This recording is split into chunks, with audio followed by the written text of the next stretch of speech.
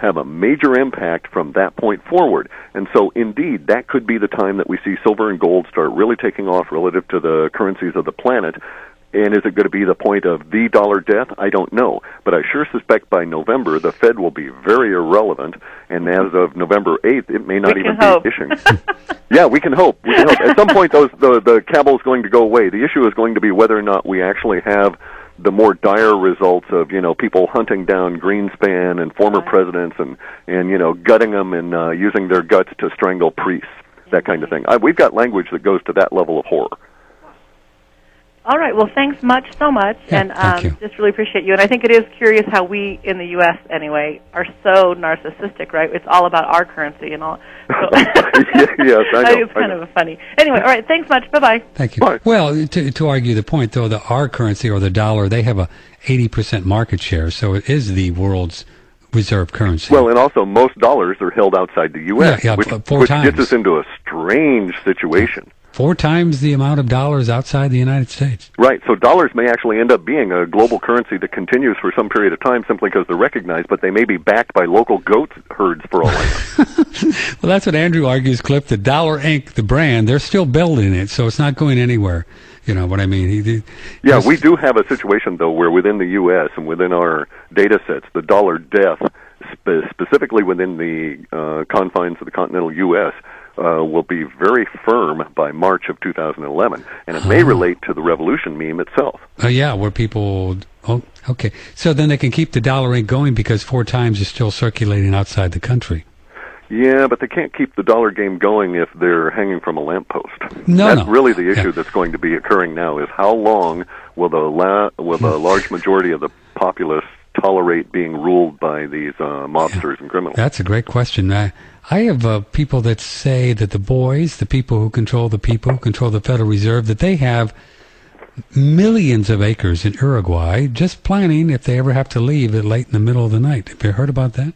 Sure, yeah. In fact, we've been able to use Google and some of these other services to find the vent systems for the underground dwellings in the areas in Paraguay. Mm-hmm. And it's like the Swedes say, hiding in a hole in the ground won't lengthen your life a single day. But how many times have we seen this in history, like in the case of Batista and all of the different dictators? That's what they do. About midnight, they just load up the jeeps and pull out.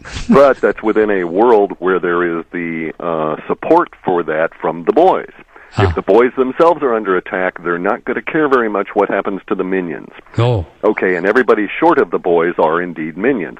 And the time has turned. This is no longer regular time. We'll never go back to what existed in the previous century.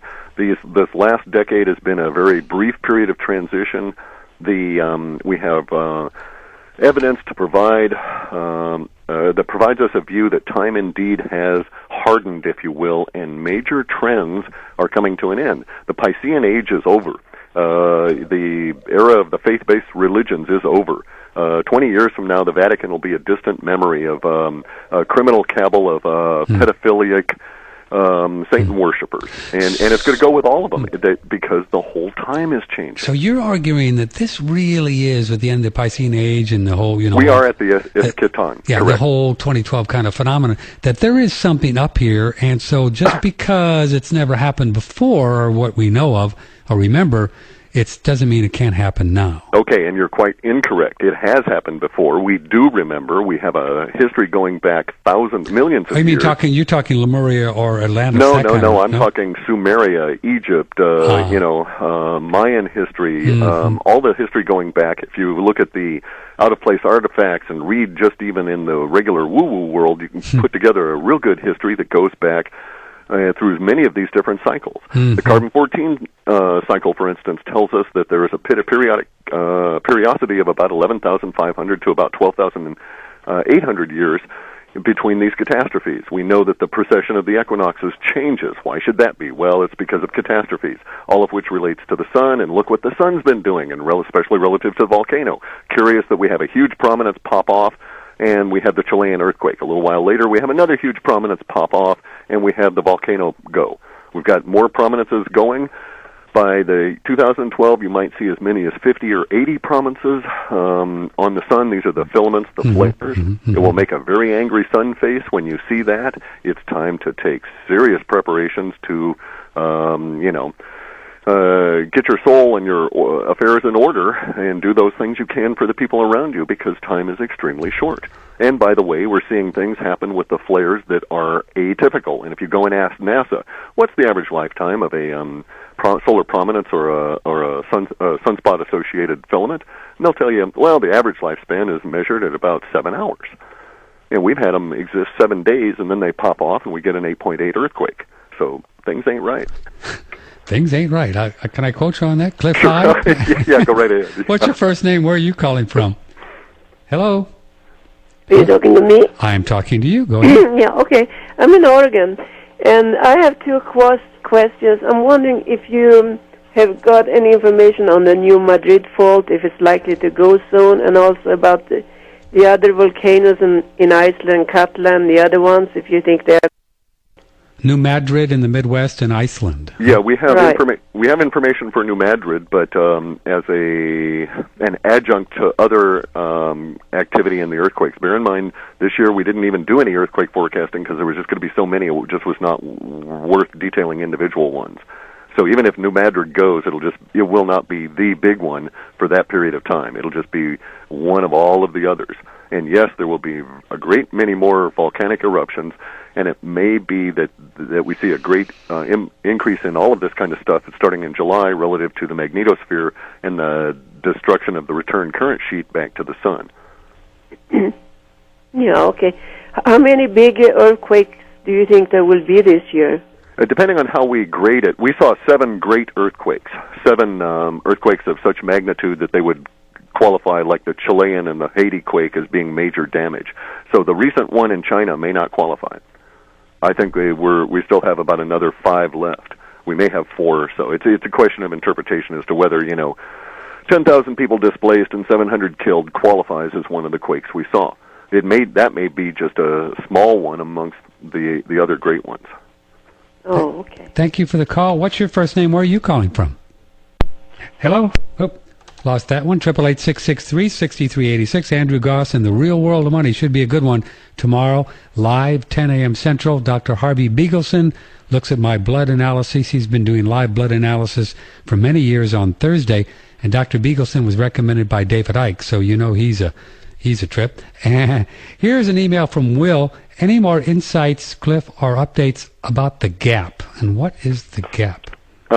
We have a data gap that initially showed up in 2003 or thereabouts. I first noticed it, but I didn't pay much attention to it.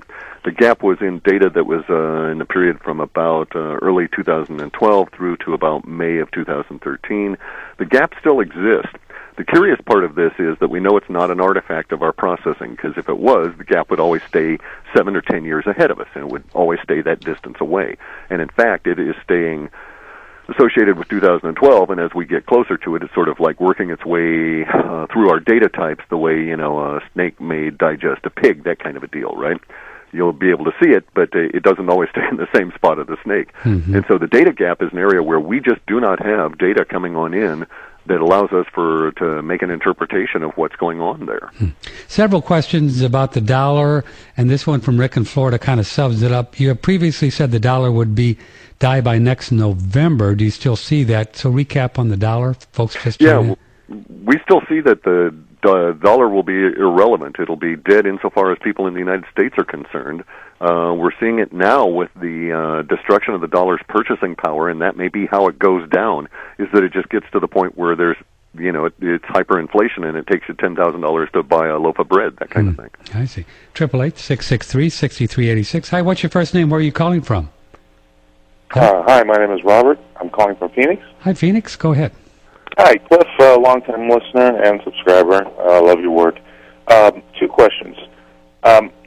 As far as the dollar death is concerned, would that have anything to do with the gold manipulation scandal that just recently came out and that all the major news stations dropped? And do you see Yellowstone in your data? We don't see a catastrophic Yellowstone eruption kind of a thing, no. Nor do we see a Toba. it seems that the pressures will be taken off of those by the activities in the Pacific Rim of Fire. Toba? Toba is what is a giant supervolcano that's under what used to be Krakatoa in Indonesia. It accounts for all the activity over there. Mm-hmm. If it were to blow, it's the only one on the planet I know of at the moment that is still building pressure. Yellowstone's building pressure is a little tiny bulge. They used to have mountains there, and that's why when it blew the last time, there was all that stuff to go bluey. Now there's nothing there to blow up except, a few 100 yards deep of soil and no mountains on top of it. Toba, on the other hand, is undersea, and there's huge mountains on it, and if it were to blow, it might even blow a chunk of the planet away, as far as I know. It's that large. But the dollar death issue is undoubtedly tied to the manipulation of the silver and the gold, and the Chinese are really irritated about being taken by all of the fake gold bars, and something is up there. So it wouldn't surprise me again to see, in the midst of everything else that's going to hit us in July, that maybe the Chinese, actually that would probably be more